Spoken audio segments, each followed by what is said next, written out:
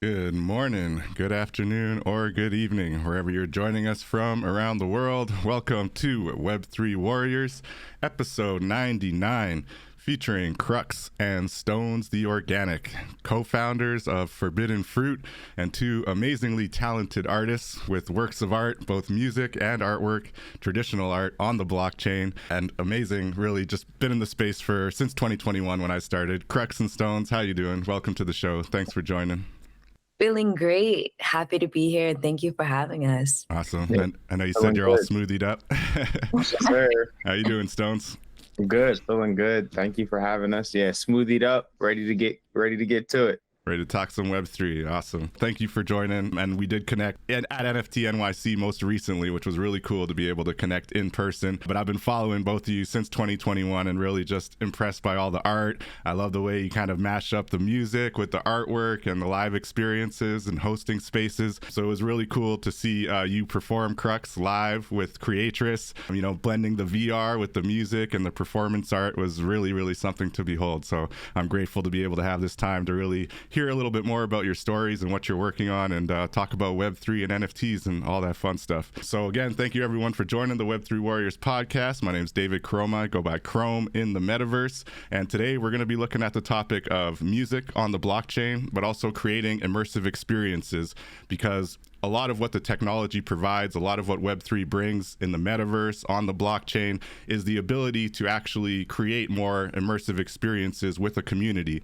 and to give added value to your community, to those who support what you're doing, and basically lean on the technology in ways that are really exciting and that are kind of out of the box and that we're really not available prior to NFTs and Web3. You know, there was always the digital space. There was always, you know, people meeting up in video games and things like that. But now being able to actually sell your works of art on the blockchain, being able to actually meet up in these digital worlds where you're trading art and giving out all kinds of value is really just a new and exciting thing to take part in. So what we've seen in the space, especially in the music space, is a lot of music NFT marketplaces kind of popping up, whether it was Audius or Sound.xyz and a lot of others, where you can actually listen to music and also purchase the NFTs if you want to support that musician, you know. So that's a really cool kind of use case that we're seeing becoming more and more popular. As many people are saying in the space, I think a kind of cultural shift is going to be required before, you know, it becomes a more commonplace thing, and maybe some of the quote unquote A-list celebrities and people out there really start incorporating NFTs in a way that makes it something cool that people want to have, right? Maybe you get VIP perks at a concert, maybe you get special access on their website and all these kind of things. Token gated experiences basically in the music world is an exciting thing that we're hoping to see more of in the future, but it's going to be interesting to see how the culture kind of shifts and catches up with the technology. So I'm hoping to hear a little bit about what Crux and Stonez think about this, but also when I look at the music NFTs that I've collected so far, I think that the coolest part about them is that they actually end up serving as a kind of timestamp, right? A reminder of kind of that time and place when you were there and you experienced this musician and you bought their art and you supported them, right? And most recently, I actually bought a Ghostface Killah Ordinal NFT, which was really cool. So it was an actual track that he released only on the Bitcoin blockchain, and it's not released anywhere else. And it was the first Ordinal I actually bought. I'm late to the game when it comes to Ordinals. This is just in the last couple of weeks, but it's an interesting use case where you have someone like Ghostface Killah, maybe not, you know, super at the height of his popularity now, but still a member of Wu-Tang Clan, a legend in his own right, you know, releasing this kind of exclusive track on the Bitcoin blockchain. So just one kind of cool use case. And he's talking about, you know, allowing people to sample it, who collect the NFT, and also having additional perks into the future. So that's just one example, but really, really cool space to look at and to really be a part of as it's kind of just getting started. Because I think the idea of using NFTs for music and also for dance, which I want to hear Crux's thoughts on, because I think that's another piece that I haven't really seen much of outside of what Crux is doing, really, when it comes to using dance and incorporating, you know, visual performance art on the blockchain. I think is a really cool concept as well. So with all that, I digress. I want to turn it over to Crux and Stonez. Maybe before we dive into Forbidden Fruit and everything you're working on right now, I'd love to get a little bit of background on your stories. Maybe we'll start with you, Crux, like a little bit of background on yourself as a creator, and then what brought you into Web3 and NFTs. And thanks again for joining. Absolutely. Yeah, yeah. Love this energy. And the topic that we're going to be touching on today, or the topics rather. A little bit about myself. My name is Crux. I also go by Ty. Crux is my artist name that came about in 2018. I don't tell this story often, but I was going to compete in a variety show, a variety competition here in Philadelphia, and we had to have like stage names for ourselves. And I was trying to figure it out for the longest. And then I settled on Crux because it means like basically the centermost point of something. And to me, that's where I pull all of my creativity from. That's where I create from, where I move from in general in life is the centermost point of my being. So that's the background on my name. And I've been dancing since I was 8. So long time now. And I went to Temple University for dance. I got my BFA in dance in 2020. And I've ever since now I'm choreographing, performing, teaching, and I offer all of those services virtually and physically. And it's been really cool. I've gotten to do some cool things. I've gotten to perform with some amazing artists. And now I'm in a place where I'm kind of bridging the gap between my love for dance and my love for music. So I do make music as well. I'm not as I guess into the music side of myself as I am the dance side yet, but just been exploring. I know that performance at NFT.NYC was pretty lit though. You got bars.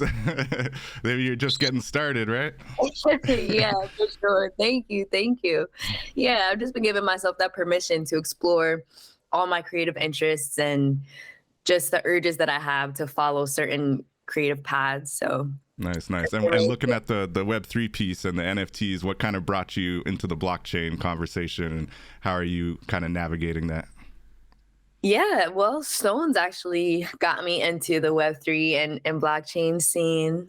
He showed me some really cool dancers that were minting on the blockchain, and that definitely inspired me to be like, oh, wow, like you can have more autonomy over your crafts with this tool, with this new industry, with this new corner of the internet. So that's what got me into it. And awesome. I guess that's the perfect segue to hear about Stonez. For sure. Let's hear about your background, Stonez, as a creator. She was calling me crazy, y'all, when I was on Clubhouse, and but nah, it made sense. It clicked. But yeah, I'm Stonez, artist based in Philadelphia. Been creating for as long as I can remember, both music and visual art. I did not have an art background. I did not go to school for art, but it's just something that I've always been drawn to. I've been like drawing since like 6th grade. Then I kind of fell off. I've been making music since around the same time. In college, I was in a group. This is a piece of lore called Boarding Club. We were like dropping pretty consistently, like putting out music videos and all that stuff. But then I started teaching full time after I got out of college, and was just doing that and being consistent and just like educating and in different grades and different programs and stuff like that. And I actually lost my job due to the pandemic. And then I found blockchain. I saw a lot of my homies that were taking client commissions beforehand, stop taking client commissions and start minting for this weird symbol on Zora. And I'm like, what is that? Like, what is going on here? Like, what are you guys doing? And shout out to Andre O'Shea, who was a big influence in both my music career and artist career coming into Web3, because he was the first artist that I saw mint. And then I saw pieces from Ja and Latasha. And then I was like, wait, hold up. Like, what's going on over here? And had a conversation with Andre, and he was just like, let's get you on Clubhouse. I think you'll really love the community, the people, the thinking, like how it's tech forward, how we're bringing everything together. Hopped on Clubhouse, and then I was hooked. And that's where it was coming in, where I'm on Clubhouse all the time. And the family's like, who are you talking to? Like, why are you having such a good time? Like, who are these people? And Crux was one of the main folks, like, hey, like, we got to do stuff like in real life now. You get on Clubhouse. And I'm like, yo, this is the future. Like, then I got her on Clubhouse, and then she was hooked too. And yeah, we've just been here ever since. We've been stuck. That's amazing. And I guess we'll get into how it ties into forbidden fruit, but it was kind of like, it was everything just aligned divinely. So yeah, really grateful for those individuals for stewarding the experience and making us feel comfortable. Cause I was a collector at first. Like I was just getting to know people, liking people. And then like I had invested in Ethereum like the end of 2020. And then I saw all these people's like dope work. So I was just supporting, collecting where I could, because I had no use for my crypto. And then I was posting my art, and then people were like, yo, when are you going to start posting your art and minting it? And then it's been up ever since. So that's amazing. I love the backdrop. Andre O'Shea, definitely another amazing digital artist, another amazing artist in his own right.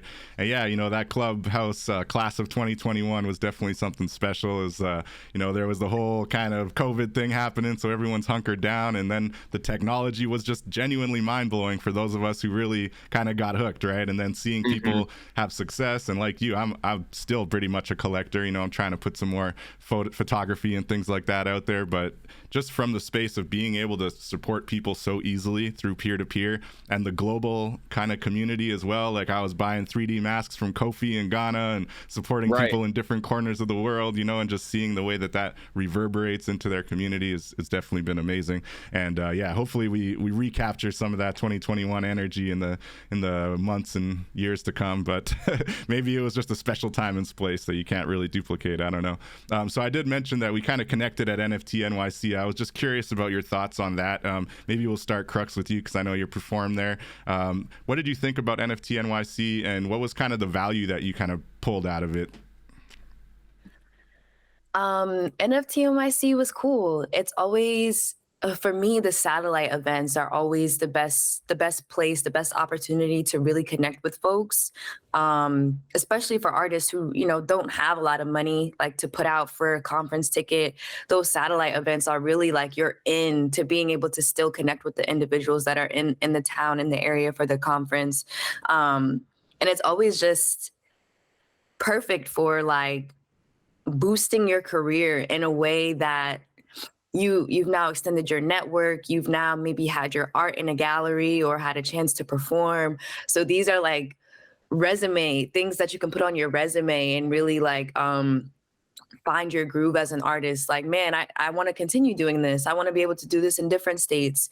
I remember our first NFT.NYC, we went on a run after that. We were like in Atlanta, we were in Art Basel in Miami, then we went to South by Southwest and NFT LA.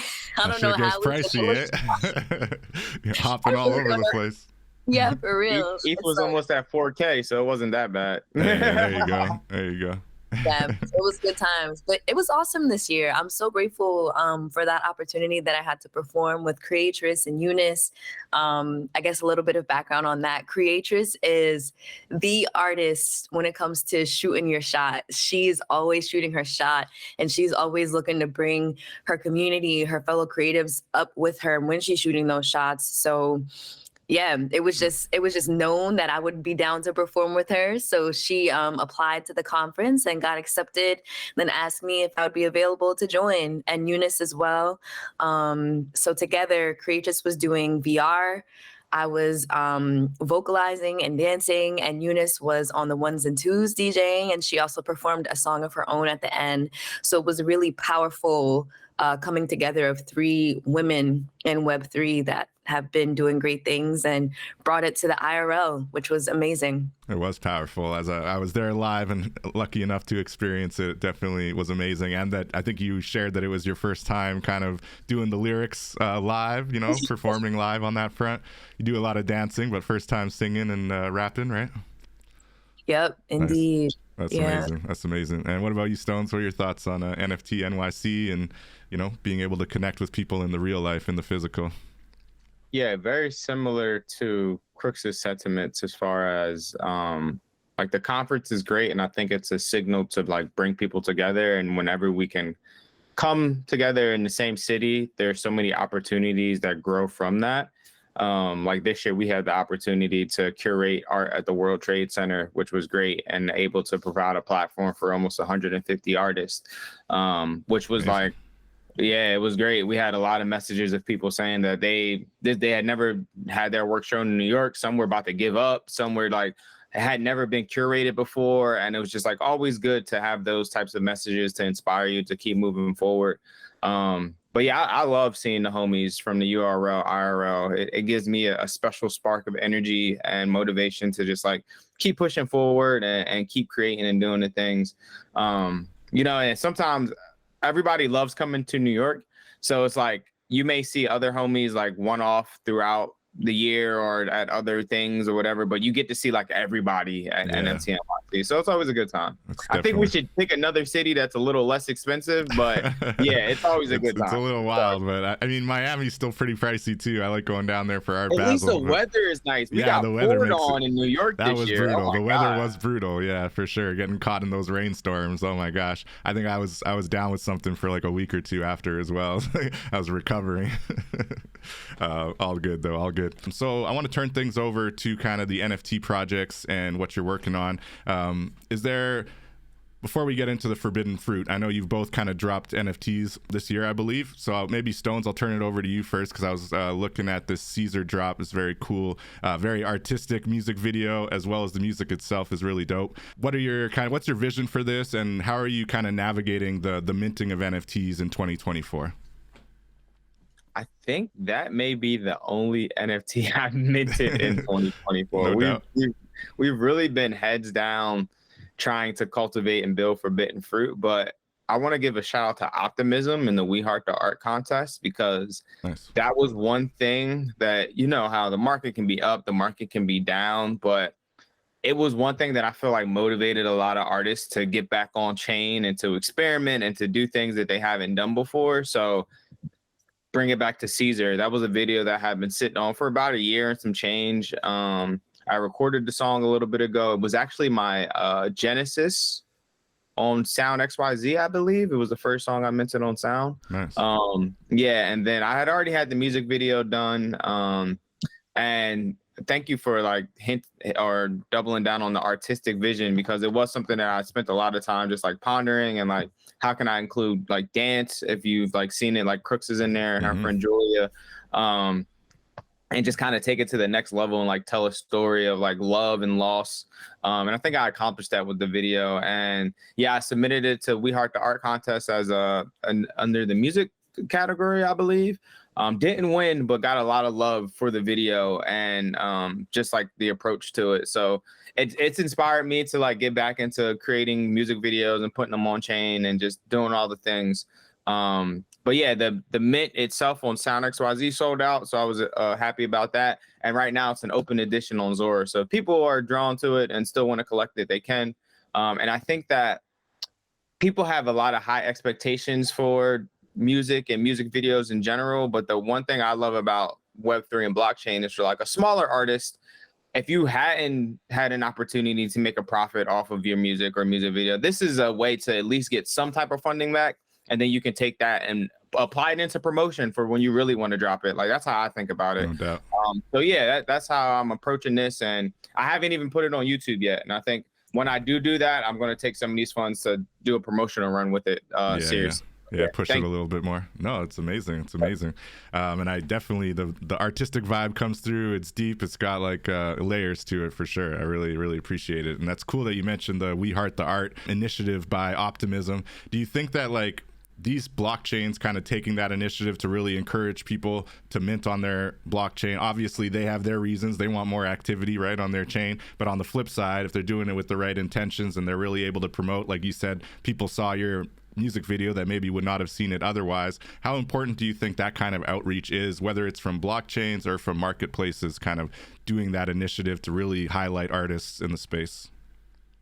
I think it's super important. I think too often than not, we forget that creators made blockchain and Web3 cool, right? Like people have been investing in crypto, Bitcoin, Ethereum since it existed, but the energy, the excitement, it didn't start until NFTs popped off. Beeple made his sale. Like there were people minting NFTs and doing their thing. Beeple made his sale, then the floodgates opened. And then it was like, whoa, like we have a lot more activity, energy, like people pushing the things to be more creative. And a dev can only be as creative as a dev can be. But once a dev hooks up with an artist, or there's something that an artist wants to achieve, it's like, wow, like all of this, like beautiful things are developed. Yeah, it's literally magic. That's the best way to put it. So I think it's super important. And when artist-led initiatives happen, more innovation happens within the space. And because artists are also some of the best beta testers you can have, because we're going to try to break it from a different point of view. It's not going to be a technical point of view. It's going to be something that we're going to try to include as many people, have it unlock this, have it touch that, do all these types of things. And then it's a challenge. And then we end up creating tools that are usable and really dope for everybody, and just keeps the space moving forward. So I think it's super important that artists or blockchains continue to lead artist-led initiatives, and including creators in the process. Super important. 100%. Love it. We're here for the art. That's a good clip right there. Let's turn it over to you, Ty. Crux, what do you got going on the blockchain, whether it's this year or anything you want to highlight? I saw this 222 video, which is pretty lit. I was watching it on here, but I'd love to hear your thoughts on kind of navigating the NFT space, and anything you got on the go that you want to share with us.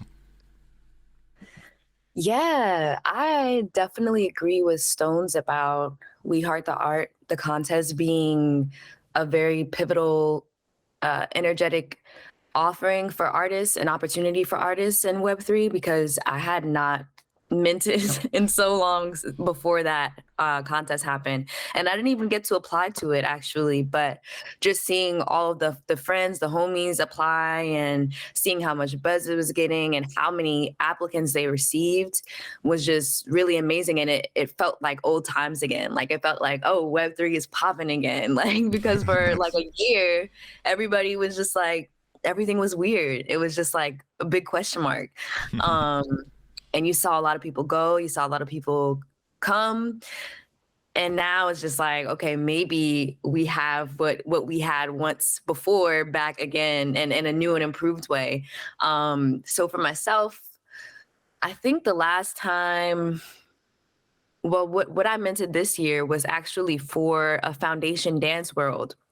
So that's another thing. Like, we didn't have some of these tools back in the day. A lot of these tools are new, and they're providing new opportunity, new access points for artists to enter through, which I think is super cool. A lot of the things that we used to dream about are now actually real. So the foundation world, it was one that was specific for dancers, actually two, but this one this year was by Art Formans, and I got to host a Twitter space for them, and it was a really big drop. They do things for dance in Web3 IRL, and they fuse both, bring them together, which is so dope. So there was a bunch of dancers that submitted work to that foundation world, and that was kind of my like re-emergence into minting. Since then, what else have I minted? I think the only other thing this year so far for me is a photo from the performance with Creatress and Eunice. So trying to figure that out, that's definitely a big question mark currently, is like, how can you bring live performances onto the blockchain? There's different ways that people have done it. Like, you can mint a clip, you can mint a picture. One thing that's interesting that we talked about is some DJs are minting their full DJ set. But it's like, how are you doing that when you don't have the rights to the music that you're spinning? Right, yeah, it gets a little gray area, a little murky. Yeah, for sure. So just trying to get creative with fusing IRL onto the blockchain, because I'm doing a lot in person. Like, I'm in dance rehearsal from 9 a.m. to 4 p.m. every day. Wow. So it's like, how can I take my IRL activity, like what I literally do on my day-to-day, and make that something that can be put on the blockchain? And I think it's as simple as that, like exactly what I just said. But it's easy to get in your head about things when you're minting and you know it's going to be there forever. Yeah. So I'm looking forward to having fun with it these days. No doubt. And you want that kind of finished product, right? You don't necessarily want all your rehearsals on the blockchain. I mean, you could. There's no one saying you can't do that, but totally, your call. And then there's something to be said about the scarcity, right? And how limited you want the mint to be and all that kind of. I am looking at the video for 222. I'm not sure if you want to share a little bit of the story behind that one. The visuals are beautiful, very, performance art, music, dancing. Do you want to share a little bit of the story behind that 222? Sure. Yeah, 222. I recorded this song when Stones and I we were on a sprint. We were like always in the studio. Nice. So this is one of those tracks. I think it was February of 2022, and I was like, man, I just recorded this song 222. It was not intentional at all, but then we realized that it was going to be February 22nd of 2022, and we were like, nah, we have to record something to this. Nice. So we called our homie Josh Huang, who does a lot of video work for us, and he filmed. It was like we didn't even really plan anything. I just had access to this location in Philly, and we were just like, let's shoot something. And another thing about my process is I am involved in a lot of it. So I'll make the choreography, I'll perform it. Stones or somebody else will shoot it for me most of the time, and then I'll edit it. Sometimes I even do the sound production if it's like an instrumental beat. So that in itself makes it hard for me to put my stuff out because I'm so involved in all of the process that it can just take forever for me to get it done to a point where I'm satisfied. But yeah, that's pretty much the story behind 222. It was just, I think it was actually my first music dance video NFT that I put on the blockchain. Shout out to Glass Protocol. They were like, they were doing it big for video NFTs. And yeah, I was excited to be on the platform. Amazing. I love the background. Thanks for sharing that. And you'd mentioned Artformance and Foundation World. Is that connected to like Foundation, the marketplace? Yeah, that world is on Foundation, and it's by Artformance. And then there was another dance world on Foundation that was curated by Crypto Moves. So those are two like worlds that I'm pretty sure you can still access now, and you can see like a bunch of the dance and performance artists that have been minting on the blockchain for the last few years. There is a good amount of us. I know you said that, that you don't. Yeah, you guys have proved me wrong already. You've been talking about other dancers. I'd love to see more, and even Artformance and Crypto Moves. This is all news to me. So clearly, I'm just out of the loop. Nah, it's cool. It's tough. We try to break through a very big barrier.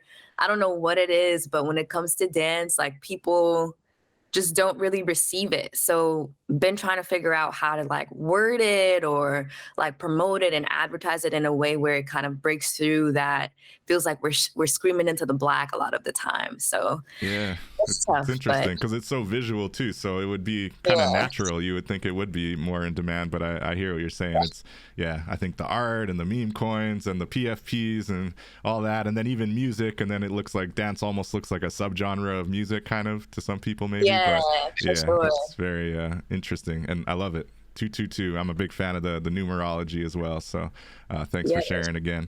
So let's take a look at Forbidden Fruit and the concept of what you're building out here, right? You're saying it's immersive experiences for art lovers. You got art, events, wellness. I don't know which one wants to take the first stab at it, Stonez or Crux. Break down what you're working on. She's pointing at you, Stonez. Forbidden Fruit was actually Crux's idea. It's interesting. Like when we met, we were both kind of already on our paths and linked up, and everything just like solidified what we were doing as like our mission as like human beings. So yeah, Crux had already had the idea of Forbidden Fruit, and I was already doing events and parties and like art stuff just like on campus. And it we started in 2019, like officially doing events together. That was our first event together. And as the company grew, as the world shifted, we realized how important like blockchain would be to influence like what we're doing. We really noticed that there was a lack of like holistic spaces for artists and just holistic spaces in general for people to like really truly be themselves. And it was 2020, 2021. I always forget the first age of Aquarius. When? 2020 going into 2021. Right. Okay. Yeah. Wow. So we threw a virtual New Year's Eve art party in response to the pandemic. You know, nobody was linking up, but we were like, wow, like how could we create an environment where people could still have a good time, still see art, enjoy art, not have to just like watch the ball drop? Go ahead. Yeah, and we rolled with the punches on that one because Age of Aquarius was your idea, and we were gonna do it in person. That was the idea, and then the pandemic happened, and we were like, "No, we're still gonna do it though." Yeah. So we were like, we're still gonna do it. We're not gonna give up. So it actually, taking that step back and it being virtual allowed us to do a lot more than we would have done if it was in person. So we got on Instagram. We were like just like scouring the internet trying to find dope artists to submit to our program. Nice. So we were able to like put people's music videos on, curate an art gallery. Like this was like before we knew what a crypto voxels was. Like No this doubt. was like our gallery was on YouTube, bro. Like it was different. So it you was were dope. going digital even before like the full Yeah, metaverse exactly. kind of immersion, right? And then it was like, all right, we did this thing, we made money, so we wanted to pay people. We had over like 50 artists involved, and like I forgot how many performers we had, but we were like, all right, we gotta pay people. So went to go to pay folks, had an artist in Africa. We could not get him his money. We were like, yo, like what? And like he don't have Cash App, he doesn't have. We had an artist in the UK, they didn't have Venmo. Like it was just like all these things, like all these hurdles. And we were like, wow, like this is like kind of ridiculous. Like how do people do this? You know? And now we saw like why people didn't do it, you know, in that same vein. It was like, oh, this is so difficult. Finding out the hard way. Right. And then Web3 happens. And then like you start collaborating with artists from all over the world. And you're like, yo, just send me your wallet address. And it's like, bang, instantly. Like Boom, boom. you got your ETH. Like you sent me a file. I did what I did on the file. I'm going to mint it this time. You're going to mint it next time, whatever. Here's your ETH. And they were like, wow, this just makes way more sense. And then we've just started introducing and playing around with different blockchain tools ever since, and grew the company. In 2022, I think we threw our first large event at NFT.NYC movement, which was actually a dance showcase for Web3 movers and artists. So we curated a gallery for that. Nice. Had an event in Chelsea, New York. It was very, very, very dope. It was just good to see so many people come together and respect not only blockchain, but really respect dance in that environment. And it was really cool. And after that, we just didn't stop. We just kept the ball rolling. We had our own gallery space. We were throwing open mics and different types of engaging events like wellness circles, open sites where people would come dance, and then would take more serious events and fuse blockchain technology with that. So I don't know if you want to pick up from there, Crux, but yeah. Amazing. I love that it predates the blockchain and predates kind of the NFT idea. So yeah, Crux, share your thoughts. Where are we going with Forbidden Fruit?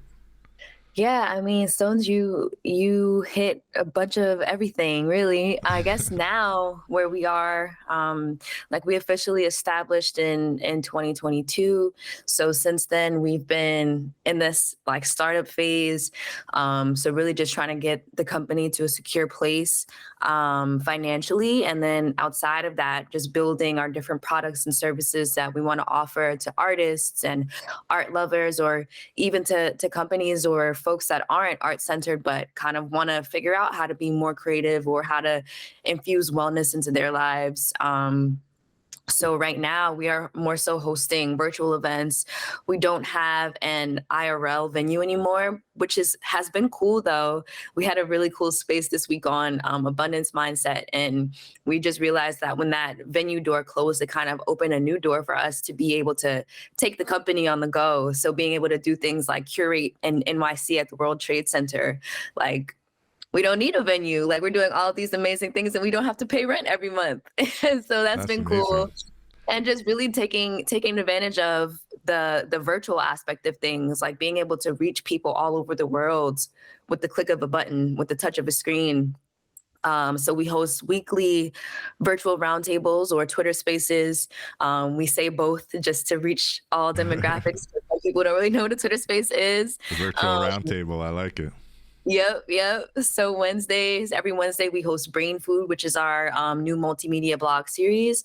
So what we mean by multimedia is that it can be read on our website or it can be listened to during the Twitter spaces, and people can even join in the discussion, ask questions, share thoughts, because people learn differently. So our goal with that is to create more positive content, more positive videos and conversations on the internet for artists and art lovers, because it's so easy to get caught up in like negative sides of the internet or parts of the internet that don't really fuel your greatest good.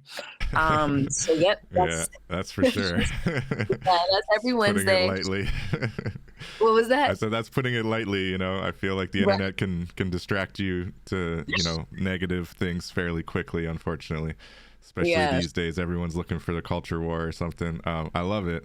So when looking at kind of that side of the NFT space and talking about wellness and hosting these spaces, how do you feel that kind of contrasts with some of what might be like the big narrative of NFTs, you know, like get rich quick, put your stuff on the blockchain and, you know, you'll go to the moon and all this. And to your point, you know, like, do you think that some of that kind of overhype and over focus on the actual monetary benefits is kind of self-defeating? Is it like, is there a reason you choose to focus on wellness while still pushing the technology? And how do you think it's differs from kind of the main narrative that's out there? Crux. Yeah, I mean, we just see so much inherent value in the technology itself. It literally is the key to an artist's autonomy. Like, I'm able to mint my work on the blockchain where people from all over the world can access it. Whereas before, maybe I have to use like an Etsy shop for people to buy my stuff. But now it's like direct to consumer. I don't have to use a middleman or a third party to get my stuff seen. I mean, yeah, no, I'll leave that there. And then I think like when it comes to the overhype and the focus on money and getting rich, like that's just never been our thing. We are just such trusters in abundance and divine alignment with the universe that we focus on how you can align yourself, like work on yourself first to get yourself to a point where natural abundance is just flowing to you. And I think that that's been true for us in Web3. Like our homie introduced us to it, Andre O'Shea introduced us to it, and then everything from there just flowed organically. Stonez has sold out a collection of spectrums. He could talk more about that, but that like blew my mind. I was just like, like I'd love what? to hear more about that. You know? Yeah. So I think that the tools, there's not enough focus on them. So artists don't know how to use them. So that's where we try to, you know, test and break things and see how things work so that we can bring the meat and potatoes of that information to the artist and they don't have to deal with things like Bored Apes and, you know, whatever PFP is trying to just come up quick. Right. Yeah, I'll pass the mic to Stonez. I dig it. What are your thoughts, Stonez? Yeah, I think that the hype is easy to fall subject to, but like Crux said, it's also just as easy to like find a hub of people who are already like moving in positive or in that abundance mindset and align with them. So that's why we try to be that source or that place for that, where people don't have to stress about all the other oohs and ahs and can kind of just focus on their art and know that there will be an opportunity for them to progress with their art or an opportunity to show their art and then not be no extra strings attached to it. But yeah, I definitely think that it takes some self-work to get to that point too, because everybody enters the space for different reasons. And of course, finances is a part of it. Like we all are here because the traditional art world or the way that things were set up before were not akin to allowing an artist to thrive. You know, you had to be a bigger named artist or do, you know, X, Y, and Z to get to some sort of status. But here in Web3, there are different opportunities to put your art out there and profit from it. Besides just posting it on Instagram, you know, like, or having to sell posters, which also takes some type of upkeep or like overhead or whatever. It's like a very low overhead to get involved in this space. Right. And I think that, you know, as you align with yourself or you focus on something and create something that is really true to you, people just end up resonating with it. And I guess we can bring that to Spectrum. So I created a collection. It was more of a study of like art, of visuals, light, and sound. And it was like, how can I take something that's really cool to me and expand upon it? So I made a collection of 333 pieces. This was end of 2021, like right before 2022. Nice. And sold out on the homepage of OpenSea. And it was like all the pieces, like they were selling as soon as I would mint them. And it was just a really cool experience to see how many people resonated with the art, because I really cared about that project. So I think it's like you double down on something you care about, you're able to tell your story, and then you release it to the world. This is really a cool community for that to happen and for it to make sense. So yeah. That's that. And Stonez at that time, he was hand minting the pieces. There was no through Manifold or right on OpenSea. There was no Manifold yet. Oh, the Manifold came out like later in 2022. They were only doing like projects with like Mad Dog Jones or like Steve Aoki and stuff. You had to get the approval. Yeah, exactly. Didn't even know who they were. So I was hand minting everything on OpenSea. Of course, there were some bugs and some glitches. I fat fingered a couple things, but even through that, I was able to like build deeper connections with collectors and like handle stuff. Like they were like, "Whoa, you're actually about to send me my ETH back?" I'm like, "Yeah, bro. Like I've been up for like a week straight. Like there was an accident. Like yeah, bro. Like so it was cool. It was a really good experience." Nice. That's amazing. Well, I'm sad that I missed that one, I think, but I do have one of your pieces going back to the long necky ladies.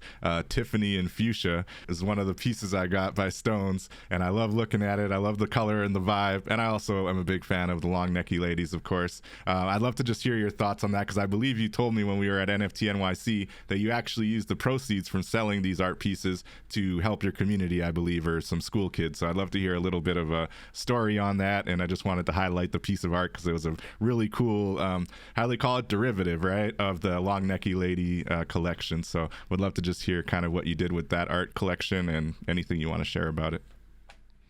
Yeah, first off, shout out to Nyla. Yeah, shout out Nyla Hayes. Amazing artist. She's based in Philadelphia too, I believe. So shout out to Philly. Always doing it big. But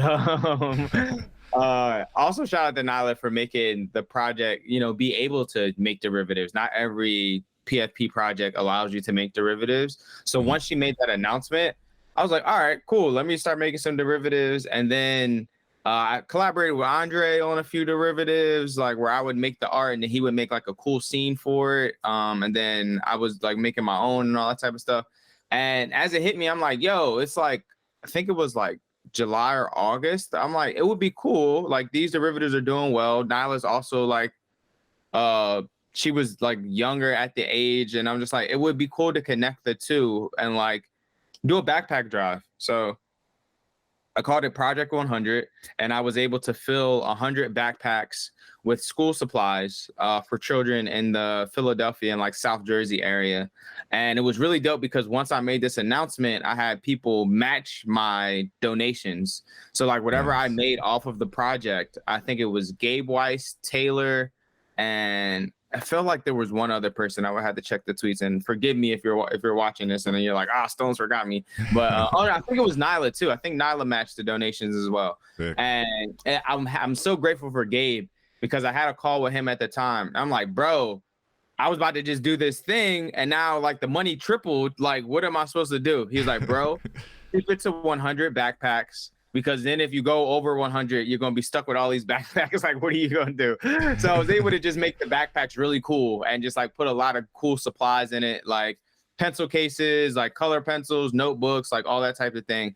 And shout out to that lady at Staples. We took a picture with her. I forgot her name, but she was super kind in helping us like break down everything at the register and making sure all the numbers were right and like giving us coupons and all that. It was really cool. Nice. But yeah, that was a very community too, because the people that we collaborated for Age of Aquarius with, you were able to do the backpack or fill up the backpacks at their venue, and then I was busy that day, so shout out to all of our friends that went to help Stonez fill up the backpacks. It was like you had your own little assembly line. We had to set up assembly line vibes. It was really cool. It was a really good time. And yeah, we've been talking about how we can bring that back and execute it. But yeah, that in itself was really great, and it really showed the example of like everybody was just making money back then, but it's like, what do you do with the profit? Like what do you do to actually feed your community or give back to the individuals around you?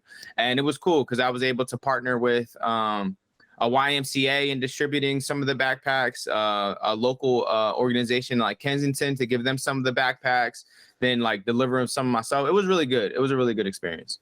That's amazing, man. Amazing. That's what we love to hear, you know, how those blockchain transactions kind of spread out into the community and actually make a real impact for people who may be none the wiser that it had anything to do with blockchain, right? But that's what it's all about, sending those kind of reverberations through society, right? I'm curious on the forbidden fruit piece, do you have a space in the metaverse? When talking about immersive experiences, are you looking to kind of take that route as far as like having kind of regular meetups in the metaverse, or taking it really like into that digital space from that perspective? Crux? Can we tell them, Stones? Can we? Oh, am I getting some alpha? Yeah, sure. You can definitely tell them. Go ahead. Well, I don't know. I won't say much, but we are working on a metaverse space. Nice. So Let's go. yeah, definitely. Like, we see the value in a virtual venue, and I think even just that tagline in itself, like virtual venue, is so cool and can literally make so much more possible. Like what we were saying earlier about having to buy posters and the overhead that comes in with that, like setting up physical galleries or physical exhibitions and having to put up all the pieces of artwork and, you know, having to take them down. So imagine how much more efficient things could become if there was like a virtual aspect. So that's what we're working on. Amazing. That's all I have. Stones, if you want to add anything else, feel free. No, I think that was cool. Like, you hit it on the head. I would say we have been collaborating with Block Party, which is a platform to do a monthly space called Hidden Gems. We hadn't run one in a while, but that really helped spark the idea of us owning our own gallery. Because we would meet up monthly, and Cat Russell, shout out Cat Russell, a great collaborator and friend of ours. We would use his crypto voxels to show art from artists that the concept of Hidden Gems is your favorite artist. So we would pick artists to curate art from their collections that they thought was dope, and then talk about those monthly. And before that, when we were doing our Link Up event series, we would actually take the Link Up. So it would be live performances from like Web3 artists, like from out of Philly. We would invite them to come to the city, and then we would have some of our favorite artists that we've become friends with through like our open mics also perform, and then we would stream that into the metaverse. So it was really cool to see like people's reactions, like, wait, I'm performing here, but it's in there too. Like, wait, what's going on? Like, so that was always really dope. So yeah, now we want to like move forward and owning our own space and being consistent with not just like those one-off events, but like weekly. Hey, just meet us here. We're vibing over here. So yeah, connect in the metaverse. You know, I can say from our perspective, it is a little bit difficult. You got to find a lot of people that really enjoy hanging out in the metaverse to be consistently kind of showing up there, but also just creating the content and being live in the metaverse is huge, right? Are you leaning towards Voxels or Spatial or Decentraland still, if I can glean any more information out of you? Well, I think we were thinking on Cyber. Nice. Yeah. On Cyber is cool for the galleries. You get those kind of pre-made, really nice looking galleries, right? Yeah, super dope. Spatial, I love Spatial. They're like, aren't they like more like games now, like gaming center? But I love Spatial. I think Spatial is really cool. Yeah, they have been leaning into the games a bit more, I think, because they're realizing just, you know, kind of playing up the NFT gallery space alone is not enough. And they do have some pretty cool games, and I think they allow developers to really take a kind of custom approach to building out their own kind of games. Shout out to Z Creative we had on here. He's talking about the Coral verse, and he's created a whole kind of ocean conservation vibe in the Spatial, or actually he's using Monaverse to build it out, but it's a still similar type of idea where they can really customize the space and build out their own kind of custom experience. So definitely cool. I want to give a shout out to K-Bot coming through with a comment in the chat on YouTube. Thanks for tuning in. Appreciate you. Saying good morning, delicious innovators. You're the truth. Great start to Mental Health Awareness Month. And he's curious, do you do shows at colleges? Do you show up at colleges, or is there a kind of educational angle for Forbidden Fruit? Thanks, K-Bot. I'll throw that one to Stones. Yeah. Well, yeah, no, we haven't done it at colleges, but would love to if he has any connections or any way we could link up. Because we both have educator backgrounds, Nice. and you know, really do take pride in being able to like break down a lot of these more complex blockchain topics into like layman's terms and into knowledgeable bites that people can understand. So yeah, we don't, but we would love to. We're open to the opportunity. There you go. You heard it. I believe K-Bot's over on the West Coast. You guys are in Philly, so we'll see, make the connections. That's what it's all about in Web3. We're all just a click away, right? That's amazing, though. And I love what you're saying about the On Cyber. We do actually have we call it our gamer gallery for the Web3 Warriors NFT collection. You can go to web3warriors.io, and that's actually an On Cyber gallery, which has like a kind of nostalgic gamer vibe, and we have a whole bunch of our art that we've collected on the blockchain showing at that gallery. So that's at web3warriors.io. And that's another part of the podcast. Beyond the podcast, really, the Web3 Warriors brand is all about supporting artists, collecting art from artists in the community, the global NFT community, and showcasing it both at our space in Voxels, which you can find at web3warriors.tez.page. And yes, that is a Tez domain from Tezos, but it's cool because they allow you to redirect. So I was able to use that to redirect into the metaverse. So just some cool angles. But I think the metaverse as a conversation is still kind of evolving, right? And we've seen actual, Meta that changed their whole name because they were trying to take over this whole conversation. They kind of stepped back because I guess it didn't evolve kind of the way that they thought it would. Crux, I'm curious, how do you feel about that conversation around the evolution of the metaverse, and what's kind of a use case that you're most excited about? And shout out K-Bot hanging out with me in the metaverse here. I see you. What do you think, Crux? Yeah, you see me shaking my head. I'm like, the meta thing, like I feel like the meta thing took a toll on mass adoption of the metaverse, because anytime, I was working at Mona for a year and a half, and anytime that I was trying to explain to people what I was doing, what my job was, what the company was, they confused or thought that the metaverse was synonymous with meta. Like their mind immediately went to meta, and I had to explain. That was what Zuckerberg was going for, right? He had the desired effect, Oh my goodness. I was like, no, those are two different things. Meta was Facebook, but the metaverse is a virtual world, a place where you can connect with people from all over the globe in a virtual setting. Like you could have digital twin replicas of like physical buildings. It's a place where architects and 3D builders can create without, like we said before, the overhead of having to use physical tools or physical materials. So it's just a really cool and creative way to build environments in the digital realm that artists can benefit from. You can perform in the metaverse. You can build venues or exhibitions, galleries. You can have concerts. You can have discussions. Like if you want to have a panel with people from all over the internet, all over the world on the internet, that is possible in the metaverse. And it doesn't have to be just like a Zoom call. It can be more immersive and more real, I guess. And I think, to me, one of the coolest use cases that I've seen of the metaverse, On Cyber had Not NFT, I believe it was called, Not NFT, like a conference in the metaverse. I think it was like 2 days long. They had so many panelists, so many speakers, so many different discussions. And it was amazing the amount of people that attended that, because I think that's the biggest challenge with the metaverse, is actually getting people in there.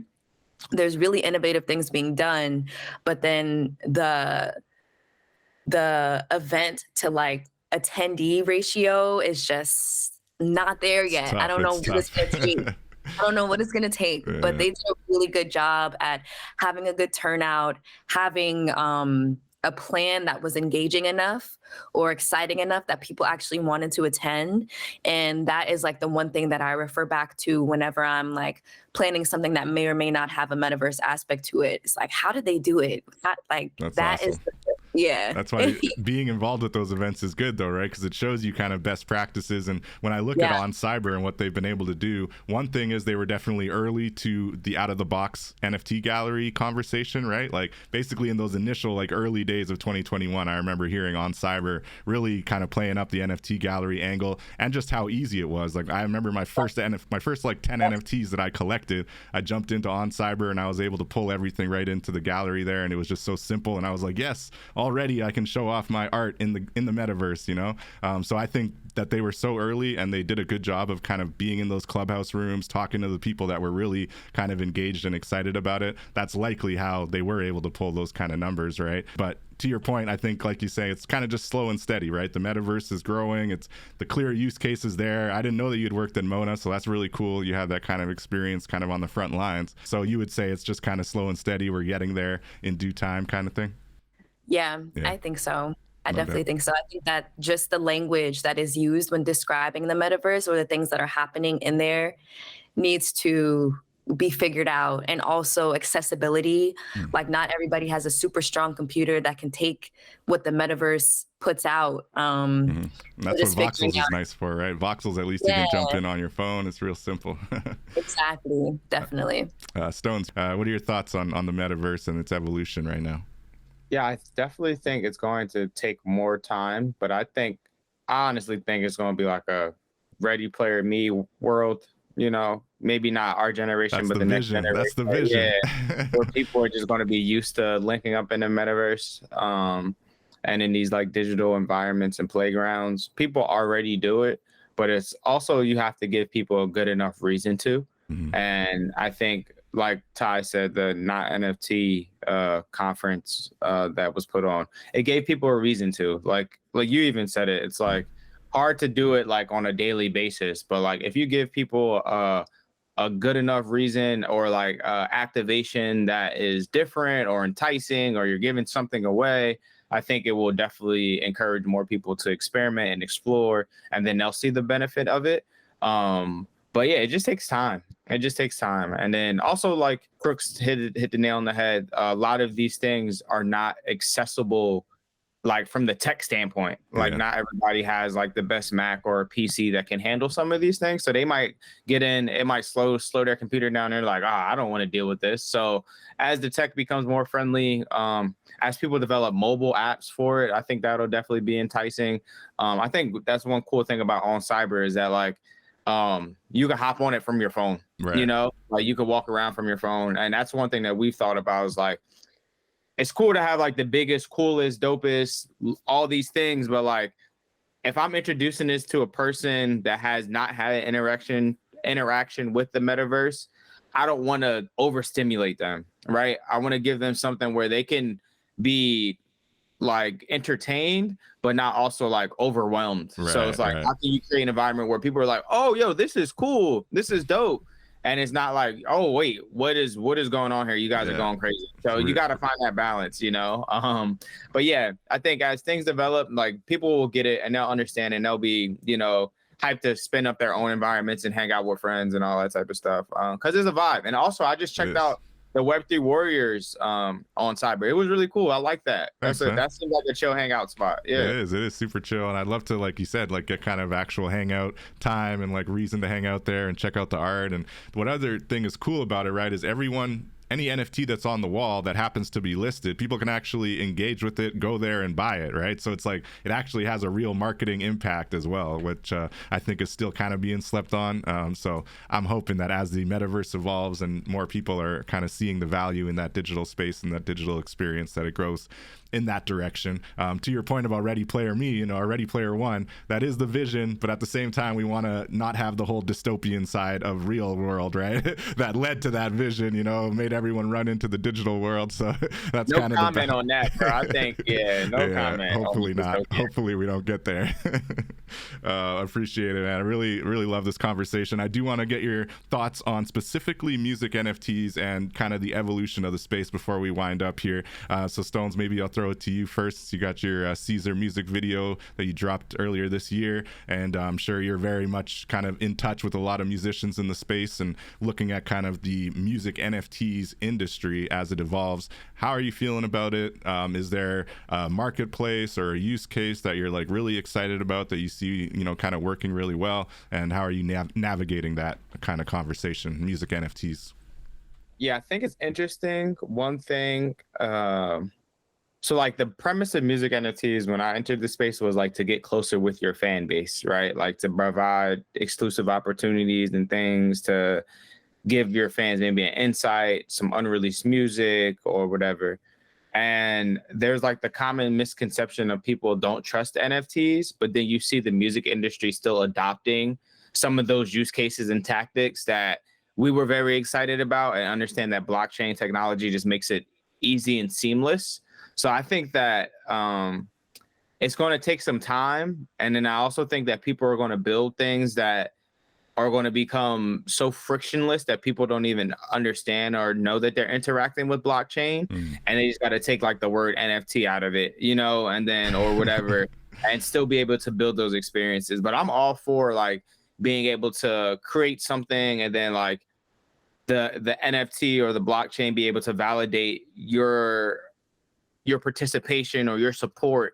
And then as that adds up, as that racks up, you're able to be rewarded as an artist or rewarded as a fan, you know, like on both 100%. Sides of the ball. Yeah. So I think that I don't know who's built that thing yet, but I'm just always like laughing at the fact that someone like James Blake will do a drop and then like he had just did a drop that was similar and then people had an uproar or whatever. But I'm just like, you can't be mad at the artist for wanting to experiment. Yeah. But the fan base has to catch up and understand that we're doing this stuff not only for ourselves, but for you. Like we want to create a different experience for you that is different from the last, 100 years of the music industry.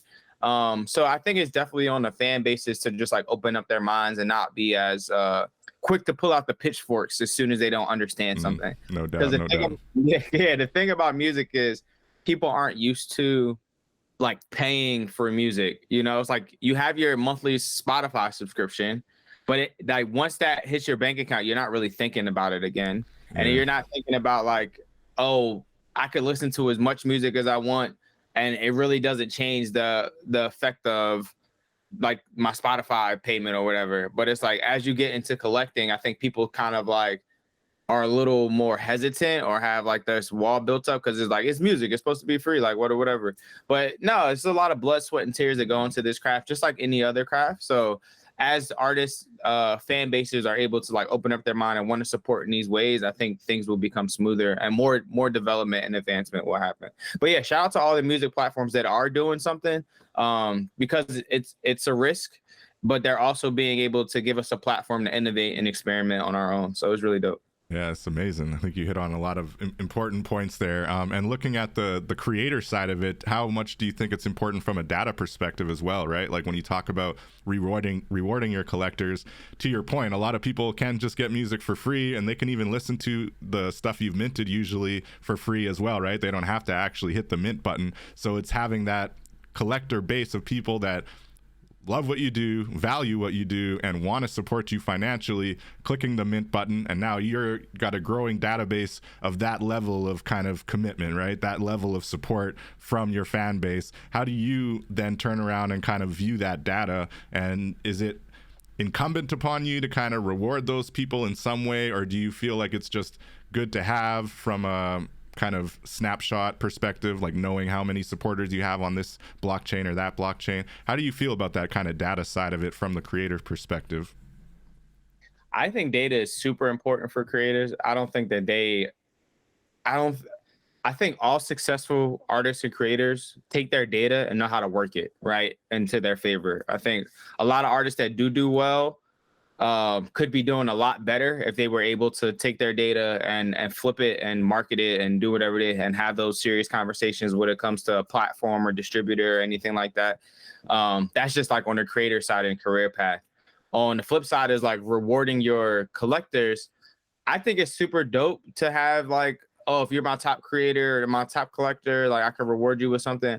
I'm a big fan of IRL experiences, but then it just gets so logistical with like, event planning is real, right? Yeah, and blockchain and people being like, my biggest supporter could be in China, and I could have this idea of wanting to fly somebody out, and they're like, whoa, wait, hold up, I gotta get a ticket from China now. Wait, hey, you done took my budget, bro. Like now I can't even feed you or do nothing, bro. We just gonna be talking in my living room. Like, oh no, what? I think that's when you say cover the flight up to this amount of money. Right. Nah, seriously. But yeah, I think that you're able to like directly engage with it's like Ty said, it's direct to consumer now. If I'm streaming a Latasha record day in and day out on Spotify, there's no data to support or show Latasha that I'm one of her top fans until maybe the end of the year where Spotify gives out its Wrapped. But at that point, it's too late. Like, like Latasha already made plans for the next year. She's not thinking about me. So it's like, so it's like having that data and it being on chain definitely validates a lot of the experiences and how much people actually, put value into what you're doing. So yeah, I'm all in support of that 100%. And being able to use it and move forward with your career and experiences for your collectors. Amazing. And shout out Latasha doing big things in the music space and the Zora space. Always inspiring to see. Crux, love to hear your thoughts on music NFTs and how you see things evolving and how you're navigating the space. Yeah. What comes to mind for me is I think the coolest thing about musicians that are making music NFTs that are in Web3, it's like you get to meet artists that you would have never thought you could have ever met before. And I just think that's so cool. Like, for example, Stone's aunt listens on Spotify every day to By Hayes. And we know By Hayes now because By Hayes is in Web3. So that's just. I was at her house one day. I was like, yo, I know that person. Like, that's crazy. I was like, yeah, that is crazy. That is awesome. Yes. So that to me is just like literally reach. It just makes things seem more possible because I feel like some of these platforms make like artists feel untouchable or like, that you can't reach a certain artist, but Web3 literally like dilutes that bridge. It softens that barrier and it makes like connecting with people more possible. I am a big fan of Mick Jenkins. I've always loved Mick Jenkins, and we got to meet Mick Jenkins and we got to talk to him on the Twitter Spaces, and it's just like, nice. What is life? Like it changes your perspective on things, and it makes you feel like you can achieve some of the dreams that maybe you didn't think were possible before. And it shows you that all it really takes a lot of the times is like tools, resources, and connections to the right people. 100%. What I would love to see in terms of music NFTs is like, I don't know if it already exists, but an app, like a mobile app, similar to a Spotify or an Apple Music that is Web3 native. Like how can we make that possible? How can people mint NFTs onto a mobile app and people can stream it and people can watch the video or people can follow the creator and stay tuned in their fan base of what they have going on, what they're dropping, exclusive perks, exclusive drops. I just think that mobile aspect will really make it a lot more accessible because there's just, like Stone said, there's fear of NFTs. There's, and rightfully so, there's people getting hacked. There's people losing their profits, their earnings, and it can be a scary place, but I feel like with more accessibility, it will bring different people to the scene that maybe wouldn't have joined if it was only desktop before. Awesome. Yeah, I think that's a good point. And I think Audius at one point, I don't know if they're still running their app. I think they did try it, but I've heard some criticisms as far as the creator side of it or the musician side of it and how the splits are handled and getting your money off of there and things like that, which I think becomes a problem with a lot of these marketplaces as they have this kind of custodial side and how decentralized are they, how direct peer-to-peer is your support and all that important questions. And do you think it's similar kind of looking at the dance space and looking at the performance art side of things, Crux? Like as that evolves, it sounds like you've already educated me about communities and groups that are out there kind of pushing that narrative in Web3 as well. Do you have anything you're really excited about that you see on the horizon on that front? I think getting different parts of the performing arts / dance process onto the blockchain in really unique ways is going to continue to be a big draw for viewers, for collectors. An amazing example of a duo that is doing a stellar job at this is Operator.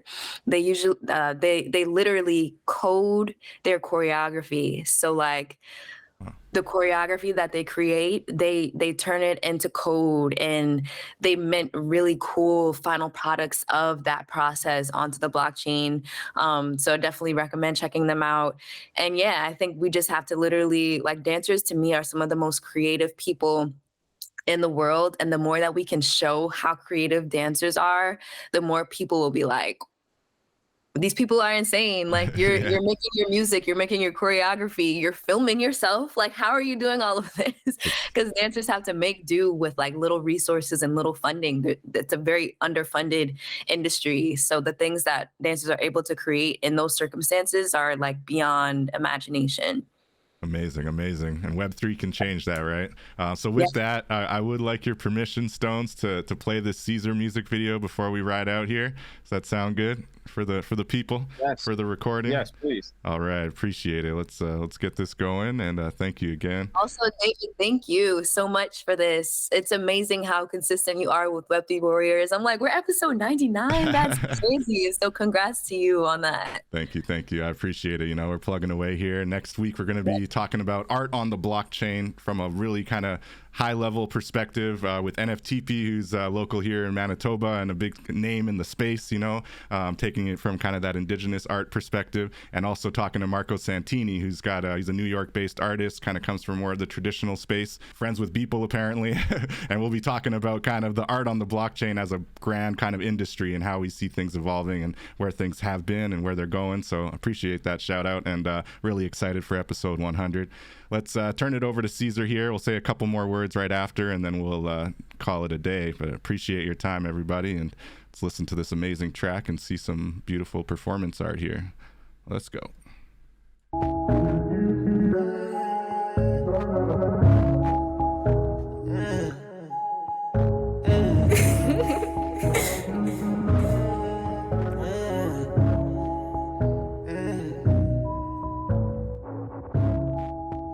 What you need, baby, slow down. I can match your speed, baby. Can you be my leading lady? Oh wow, we can change the scene, baby. What's the point of this life if you don't have a reason? Ducking my purpose, my fruit bloom this season. On the road for the walk and the fan will be eating. The roosters all right now, we in the 4 seasons. Right, I'm tired, just fight to a visa. Put ice on her neck, now she cold like a freezer. We mixing the potion, we playing with easy. I'm building a Rome and I feel like I'm Caesar. Will you ride with me? I need you by my side, baby. Will you ride with me? My side, baby. Yeah. Been touching this money, no, it's not a phase. I'm stuck in a loop, I've been counting for days. I'm walking that path on the road that I paved. Applying the pressure, they feeling my rain. I talk to myself, I'm going insane. I look in your eyes and heal the pain. I'm grieving my dog, I bought me a chain. Yeah. Been touching this money, no, it's not a phase. I'm stuck in a loop, I've been counting for days. I'm walking that path on the road that I paved. Applying the pressure, they feeling my rain. I talk to myself, I'm going insane. I look in your eyes and heal the pain. I'm grieving my dog, I bought me a chain. Will you ride, baby? I need you right, baby. Will you ride, baby? I need you right.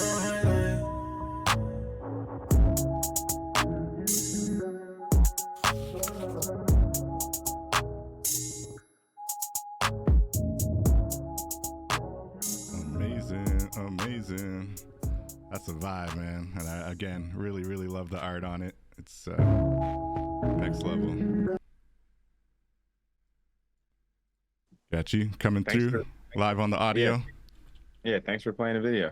I appreciate it. Thanks for allowing me to play the video and really being able to kind of cap off the episode with this amazing performance art and the vibes, and really kind of speaks to everything I think we discussed on this episode. So with that, Stonez, do you have any final thoughts you want to add before we wrap up here?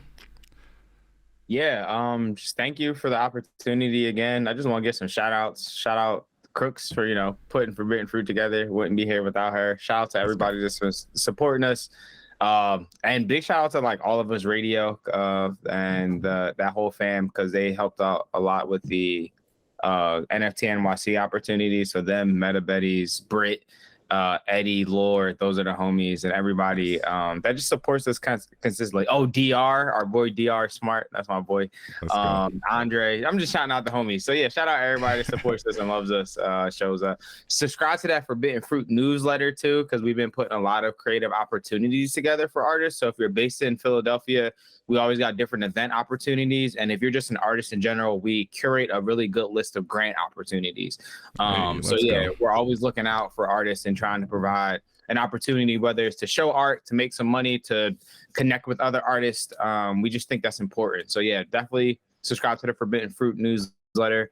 And yeah, I'm gonna end it there, Appreciate it. Crux, any final thoughts before we wrap up here? Really impressed by what you're doing with Forbidden Fruit. I love the performance art, love the dance, love the music. Any thoughts before we wrap up here? Just gratitude. Thank you so much for having us. It was amazing to finally meet you IRL and NYC. Shout out to the homies, shout out to Stonez. And yeah, just I guess a final takeaway that I would love to leave everybody with is, as we enter this month of May, just remember that you are enough. Let's go. You are enough. I appreciate both of you. It's really amazing. Keep going with the wellness, with the art, with the immersion. I love it. Until next time, we'll catch you all in the metaverse. Take care. Peace out.